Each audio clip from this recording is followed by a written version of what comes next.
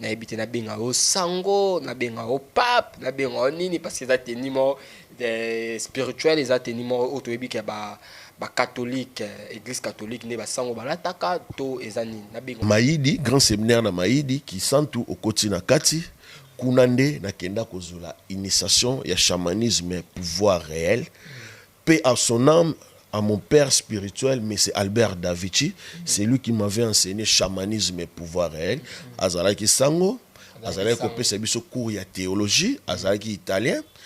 Ndeye azalaki mundele abimeni nga wana nde abandi kopesa nga formation ba pratique nyonso ona bande ko sala to ko sala ne 4 mois comment ndenga bande ko apparaître pour na formation nde ay ko ibisanga père Zola frère Zola à l'époque j'étais frère Zola na ko zala sunsu awate nazali ko zonga bisika na uta ay ko tikelanga eloko to bengi tambour magique muto asali chamanisme et pouvoir réel bazali ko benga chaman pour être chaman il faut les gana yango na uti koloba c'est la communication des deux mondes le monde des vivants et puis le monde de la mort mutu o azana capacité à kosa la communication na batu o baza ba être humain et puis na batu baza na invisibilité aso sala la musala ya nzambe mais azo appel de diété à kosa la nini pourquoi na lobi bongo un pasteur azali père spirituel ya bandi nyons o ye na église na ye et sengi azala na puissance azala très fort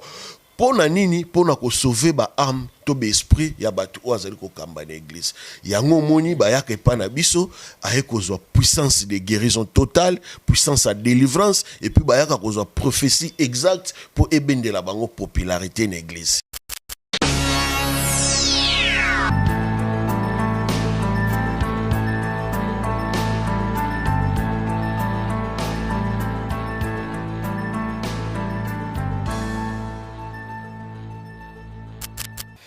Fada,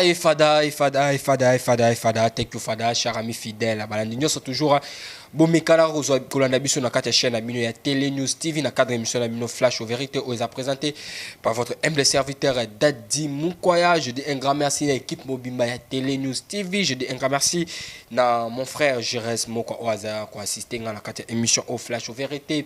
Je dis aussi un grand merci à Gracela Ngwembe Perique Babiso pour sa Perique au Béni Gracela Ngwembe Mazana pour nous servir. Je dis un grand merci à Balandinho sur Philomène Moukoya Motema Bivens Dembo, pourquoi pas à Alvin Béa depuis la voix c'est un petit vraiment beauté et belle. Le Flash aux vérités dans la moko ya ba maître spirituel la katamboka avec Nabinga Mimi ko benga e Père Zola. C'est avec lui nous allons nous entretenir tout au long de cette émission tout le la mamotali spiritualité ba Père Zola savoir faire notre ba Père Zola azanani azo spiritualité nini est-ce que aza sango est-ce que aza pasteur est-ce que aza homme spirituel est-ce que aza fumu na kati émission au Flash de vérité to so na Père Zola non senga na oza ma caméra fo caméra peut-être invité na mko le Père Zola. Bonjour Père Zola. Bonjour ndeko journaliste, merci Nzamba Zolokumu, merci encore pour votre invitation. Ok, merci vraiment Père Zola. Père Zola tomonio awa tomonio lati teni na ebité na benga o sango na benga o pape na benga o nini parce que ça teni mo spirituel et ça teni mo auto ebike ba catholique église catholique ne ba sango balataka to ezani na benga o nani. Merci, moi je suis guide spirituel naza muta catholique te naza abete naza sangote naza lipendate na ekati na bango. Moi, je suis un chaman, je fais le chamanisme et pouvoir réel. Teni ozali komona, mutu o akoyi kolata ngo na temple chamanisme o asili kozala ho sensei. Mutu azali o sensei nde akoyi kolata ngo comme guide spirituel na kati ya temple chamanisme. Ok, merci vraiment Père Zola, chamanisme, temple chamanisme. Chamanisme et pouvoir réel. Pouvoir réel. Ce qu'on mettre Père Zola, ozara initié ndeni na kati ya temple chamanisme. Parce que tout le monde a dit que maman pour un maman guide spirituel. Tout le monde a d'abord parcours dans initié par Nani et puis on qui appelé par Nani comme le temple chamanisme comme guide spirituel. Merci beaucoup. Pour nous comme haute sensei cela veut dire grand maître. Pour nous comme un niveau ton capacité et spiritualité on a nango c'est que na qui initiation. Initiation na formation c'est deux choses différentes. Quelqu'un qui est initié, ils allaient le la muto asali cycle long. mutu azali formé ezali lokola mutu asali cycle court na yekolango lolenge nini ezali mutu oyo na bota azali mutu na sili kobotama ana kisasa ba parents tango baye kokufa makoki ezalaki lisusu te ya kokontinue classe nde noko ayaki kozwanga memanga na Matadi tango nakokendaki na Matadi nazalaki na 6e primaire pour na passer pardon 5e primaire pour na passer 6e primaire tant na zui na 6e primaire le na kolaki na timidité nazali vraiment trop doux muto abandai kolobate oncle a préféré ki un jour nazala sango nde ayaki kozwanga atindinga na petit séminaire na Kibula kimpese okoti na kati soki oki kosala petit séminaire soko silisi cela veut dire école secondaire nde basalaka transfert na grand séminaire lokola na Maïdi grand séminaire na Maïdi qui santu okoti na kati kunande na kenda kozula initiation ya chamanisme et pouvoir réel paix à son âme à mon père spirituel mais c'est Albert Davichi c'est lui qui m'avait enseigné chamanisme et pouvoir réel azalaki sango azalaki kopesa biso cours ya théologie azalaki italien azalaki mundele c'est lui qui m'avait enseigné chamanisme et pouvoir réel a convaincu kanga et puis asalaka eloko atira kanga ko landaye parce que asalaki comme prophétie à vinanga lokola toza mwa mukie alobaka vraiment nyonso bon andimelaka ye nde c'est par là na ki ko accepter da kati grand séminaire na Maïdi na zwa initiation ya chamanisme et pouvoir réel aiko pesanga premier livre ya initiation chamanisme et pouvoir réel nde na bandi ko kende classe na butu nazo zwa initiation na ngai on a fait seulement 4 mois na kati ya Maïdi parce que na salaka 4 mois ya pamba na Maïdi tangu initiation esili esengeli to le kan étape ya pratique magique chamanisme nde ayeko sala ayeko pesanga interdiction na ko tangela ngote na kati ya grand séminaire esengeli na zonga bisika na uta pona continuer connaissance to initiation na ngai nde na yaki pe ko zonga a des fois kutu na boya kinanu parce que na banga kinoko lokola tinda kinga na koloba nini nde a convaincre kinga ebisinga ezali spiritualité oncle akoloba eloko tende na zongaki tant na zongi il commence à faire la disparition na Maïdi et puis apparaître na kati ya chambre na ngai place na bande kolala na Matadi alors ça voyage astral voilà voilà abimeni nga wana nde abandi kopesa nga formation ba pratique nyonso ona bande ko sala to ko sala ne 4 mois comment ndenga bande ko apparaître pour na formation nde ayeko yebisa nga père Zola frère Zola à l'époque j'étais frère Zola na kozala sunsu awate nazali kozonga bisika na uta ayeko tikela nga eloko to bengi tambour magique ezalaki ezanini ezali livre to grimoire to makomi o ezali na puissance ya makambo o na bandaki koyekola yango nde tozali kobenga tambour magique na kati ya tambour magique ezali na ba problème nyonso o ezali na mokili bato bazali ko vivre kozwa bozwi kozanga difficulté maladie guérison succès biloko nyonso nde yango tozali kobenga tambour magique voilà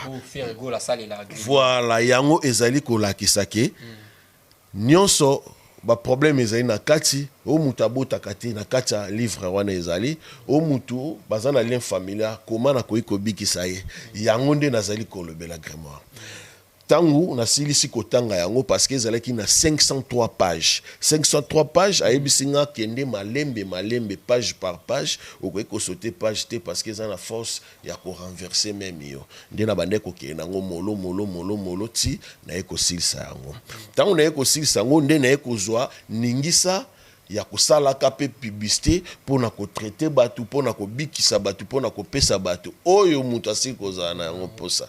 Ok, merci vraiment. Tu as un témoignage à Père Zola. Ndé Fergola, tous ont un qui par rapport à Glinois. Fergola, il va porter monnaie, mais il y a Glinois.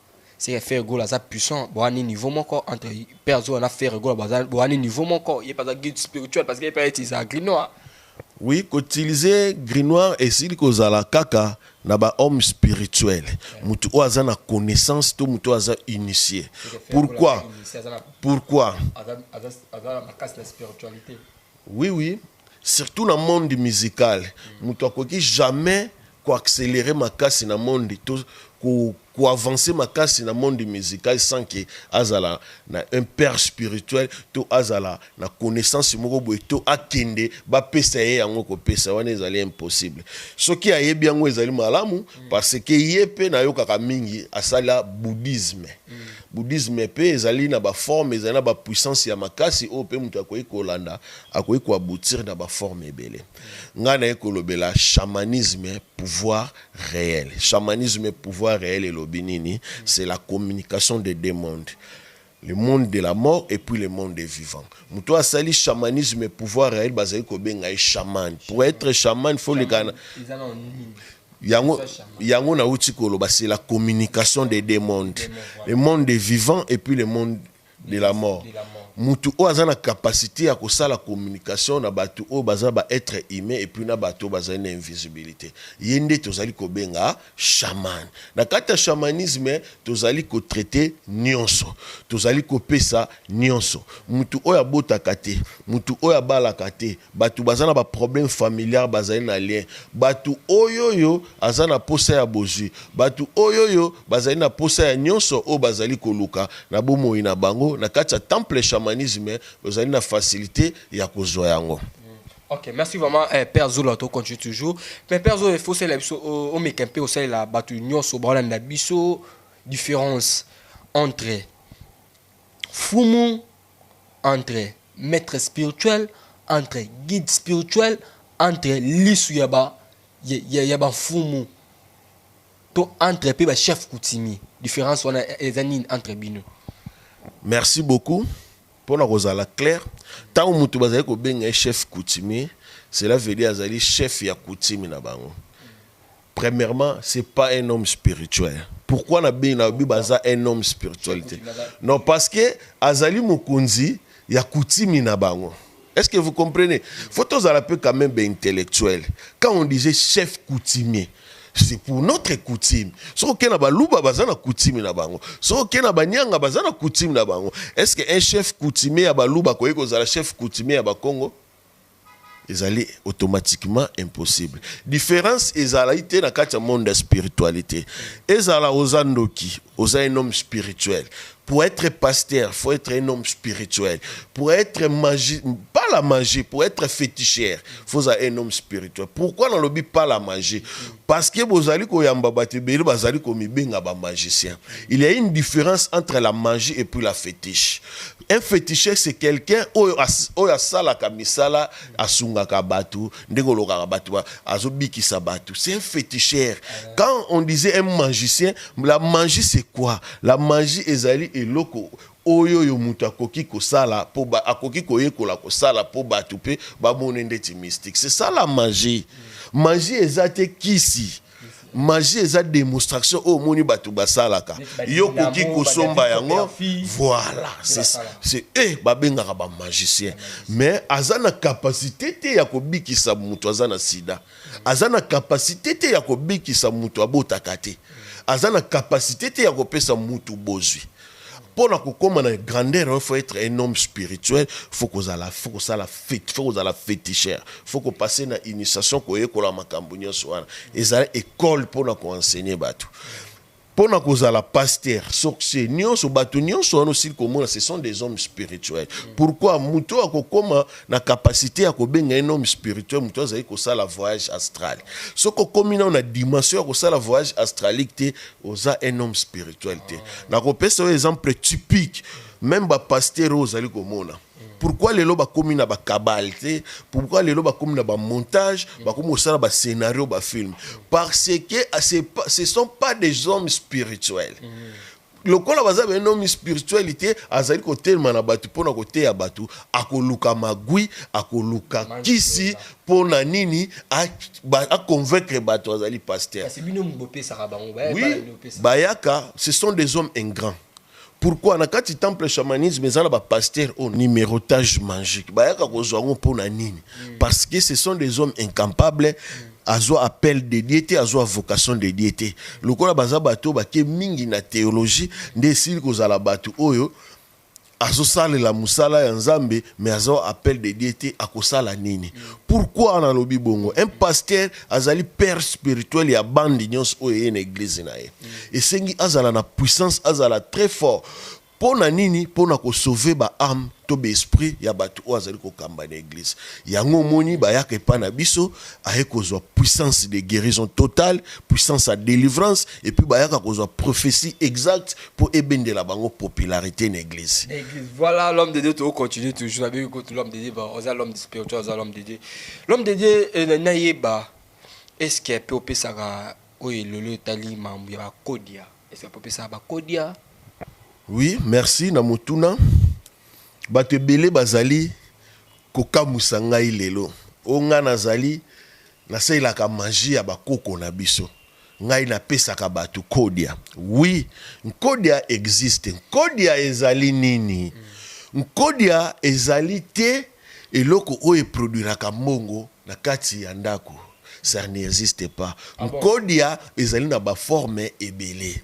Nkodi ekoki kozala elamba oyo lati koko atikala kokomisa ngo nkodi. Nkodi ezali nini? C'est aussi la grimoire. Pona nini na benga ngo grimoire? Grimoire pe ezali kaka même téléphone ekokoma pe grimoire. Pourquoi? Tokoki kosala transmission ya puissance na kati na yango na base ya eloko oyo mutalingi esalelaka ye.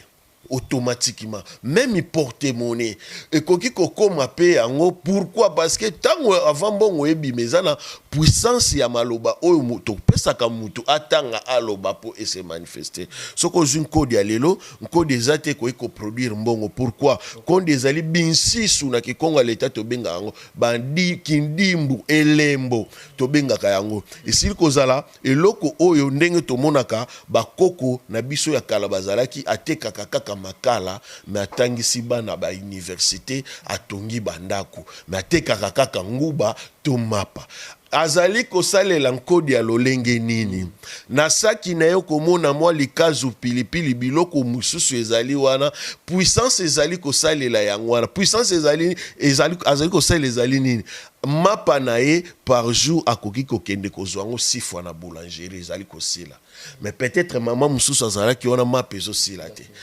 Ozali komona mutu azali kosala mama moko alambaka kaka mikate me bana basilisi ba classe bake ba poto atongi bandako na mikate oyo azali kosala ezali na eloko oyo ezali kosala ke esilaka chaque jour yango nde tozali kobenga pouvoir ancestral. C'est un pouvoir très puissant, c'est un pouvoir très fort oyo ekoki kokomisa pe mutu millionnaire mais sauf que ezate ndenge porte-monnaie ezali ko produire mbongo olali olamuki avant 6 heures au fond limbongo wana ekomisi di magie mena. OK, magie na pouvoir ancestral c'est deux choses différentes. Pourquoi na magie o bango babengaka magie ya bukoko to utilisaka pe mingi biloko ya bukoko mais soto ke na magie o babengaka mindele ozomone komi ba bougie ba parfum ba poudre ba huile. OK. Merci vraiment Père Zoloto, continue toujours dans l'émission na biso. Tonto ba message ni o memeli bato bolanda en ce moment na kati ya chaîne na biso. Merci beaucoup. Ce que naïbou dans la message est très captif. Je viens aujourd'hui de parler femme de nuit asili kozala nani to mari de nuit azali nani. Le message il y a femme de nuit, mari de nuit. Voilà. Les loyo ebele abatu bazali ba victime ce sont et puis ce que tel majoritairement ebele baza ba innocent. Comment moi na yo boti to moi na ndeko na yo okoki kobanda kobimaka na ye inconsciemment. Ye ayebite ki abimaka na ye yo balaye na butu obandi koboti sa bana ça existe na monde oyo tozali ko vivre. Soko yebite za na ba famille baza ba victime na.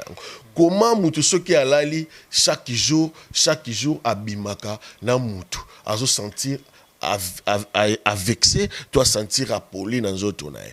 C'est que ezali mutu oyo asali azo sala ka rapport sexuel na mutu oyo ya yebite. Mais mutu azo ya ko sala nae yende ayebi yango malamu. Et ya kamingi na ba faible na batu oyo bazali na manque ya connaissance to bazali na manque ya initiation. Na begreza ya christianisme ezali ko sala mebele pasteur a tchelo boko asambela biki mais chaque fois elongwa kate. Pourquoi votre pasteur azani loko ya nzambe te azali moponami te mais na kati ya temple chamanisme mutu oyo azali kokutana na eloko wana toza na facilité ya koguérir ye même pas koya epai nanga même bisika ozali okoki kozwa solution na uté koloba na la fois passée na kati ya temple chamanisme biso tosalelaka mingi les psaumes biso tozali kosalela 52 psaumes de David mais soko ke na christianisme bazali kosalela 150 psaumes de David. Pourquoi tosalelaka ngo? Parce que eza ba puissance eza ba prière ezali très puissant. Ba komboze ebele ba Salomon ba apôtre Paul ba Pierre mais bino bodi medika na psaume de David.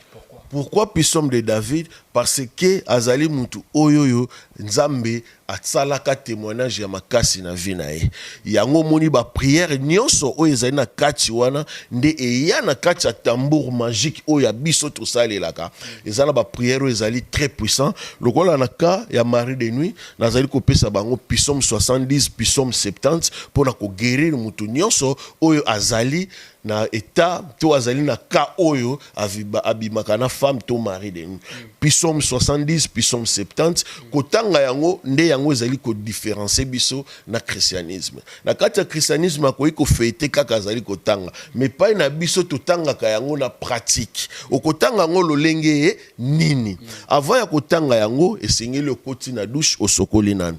Eza na heure o ezali déterminé okoyi ko sala prière wana de 23h58 59 0h juste nde esalamaka okoti na douche osokoli obimi na esika oyo lalaka esika chaka mutu na sirere de front na obimaka luka kopo ya mai soki kopo ezate luka bido ya mai oyo koki komela ozui psaume 70 au relire yango je dis bien ko relire pendant 9 fois otangi osilisi 1 otangi osilisi 2 soki okomi na 9e fois olobi amen amen 3 fois osali prière na yo normal olengi osalaka je vous assure là où vous êtes soki obikite na tchaka bango na défi mon numéro c'est plus 243 89 24 155 91 plus 243 89 155 91 soki o se débarrasser na femme to mari de nuit c'est que fona tika makambo na salaka. Pourquoi? Parce que naza susu na capacité te ya ko guérir batu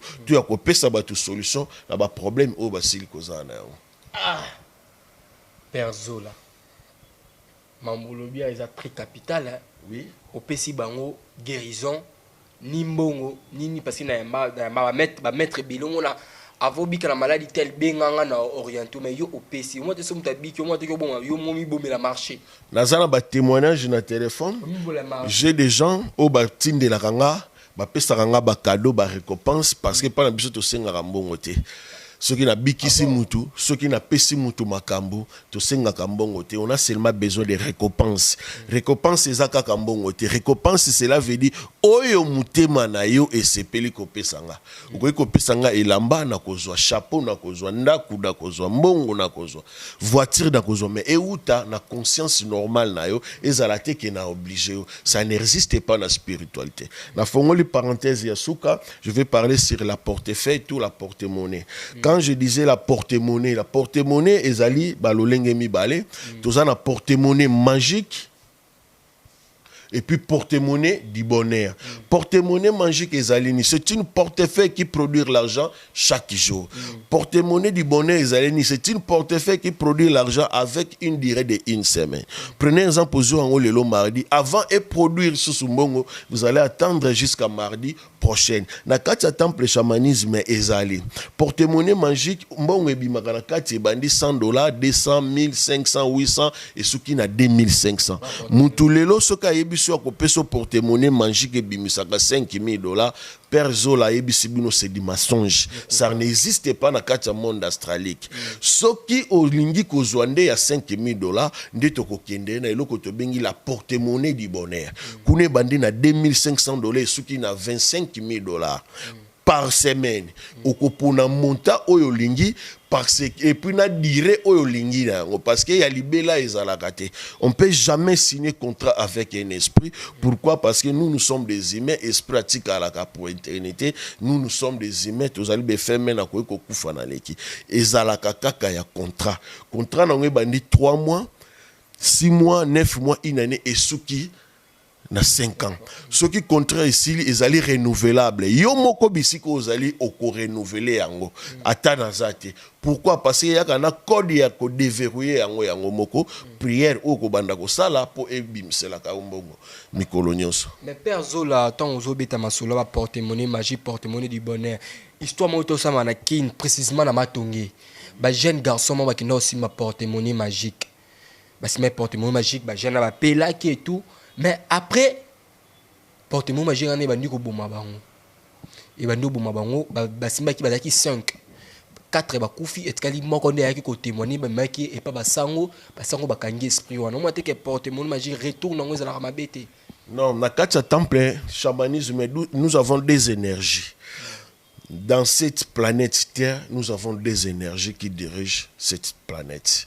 Les énergies négatives et puis les énergies positives. Les énergies positives et l'obinini. Nyonso muta koki ko lukana mystique, akoki ko somba yango ndenge to somba ka elamba pour ezala na condition te. Mukolo nyonso ko lingola te elamba na olati. Mukolo nyonso pe ko bayango kabokabi. C'est la même forme na mystique. Ya ko somba ezali na énergie positive pour ezala na condition te. Mais ya ofele ezali na énergie négative kuna ba couper ça signer contrat avec un esprit à pesio gratuitement et puis yep azana pour ça ya retourner o tozali ko benga inconvénient danger to risque voilà c'est ba garçon ba simaki o ezaki gratuit ce que ezali ya gratuit yeba ke kozala condition nango ezali kaka 100.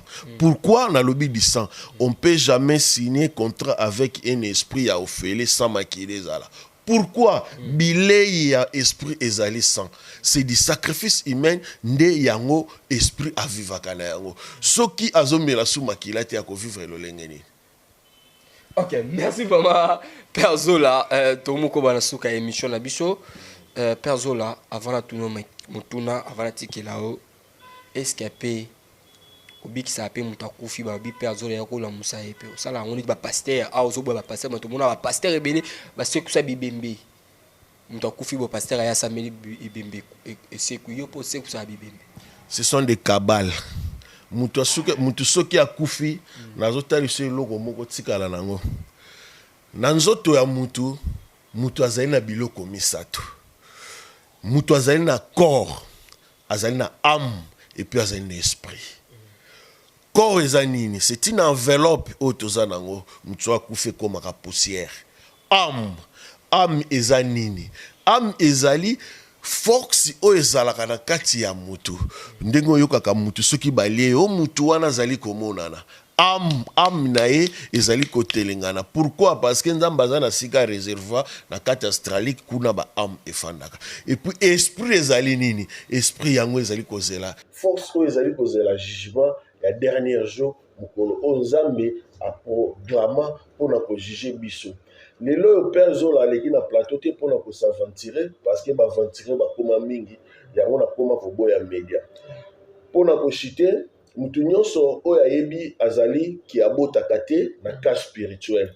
Mutu nyonso ayebi azali na posa ya succès, mutu nyonso ayebi azali na ko nginda to kozwa na bomoi na distributeur de monnaie pe ezali o babengaka valise magique. E bandi na $100,000, 1 million 200 000 epe suki na 5 millions de dollars.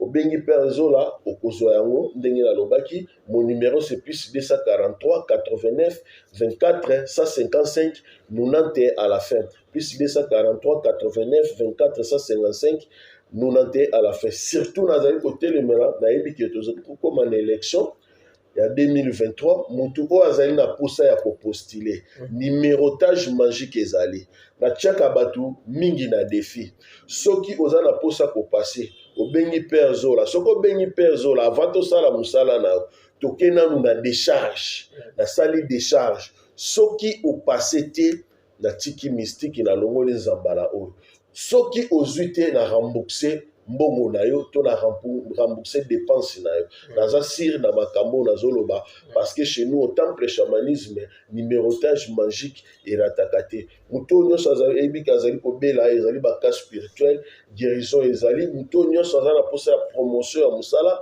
muto nyonso ayebi azali na ba problème ko ezali ko déranger vie na ye ko azali ko zo solution te atamboli Père Zola Zawana a copé sa solution et puis la carte ya temple chamanisme énergie ndenge na uti koloba ya ofele na ya mongo ezali pour que ozwa solution na ba problème na yo na nzela oyo yo moko osepeli kolanda. Vraiment merci beaucoup. Nayebi ki épisode mosusu ekoya to continuer parce que temps eza temps voilà na monique na sima caméra kuna bazali kopesa déjà signe. Ok, merci vraiment Père Zola, nous sommes arrivés à la fin de notre émission. C'était Père Zola, numéro Père Zola Zana Bingaï, Tunaï Azat 24 sur 24 en ligne, à vous répondre à la Tuna Nabino. De toujours le Banasuka émission, un grand merci à la Tunion Sobozu, Libako Rondabi sur la carte chaîne Nabiso. Je dis un grand merci l'équipe Mobile Maya Télé et News, Estabozali, pourquoi pas Nakasi Langwembe et Peric Nabi Kenon, vous a certifié la Peric qui passe Langwembe. De toujours le Banasuka émission, Bafa Bafa, Bachala Bachala, Vitamine Collé. On se retrouve à la prochaine. Merci beaucoup, Père Zola. Merci beaucoup. Au revoir, bye.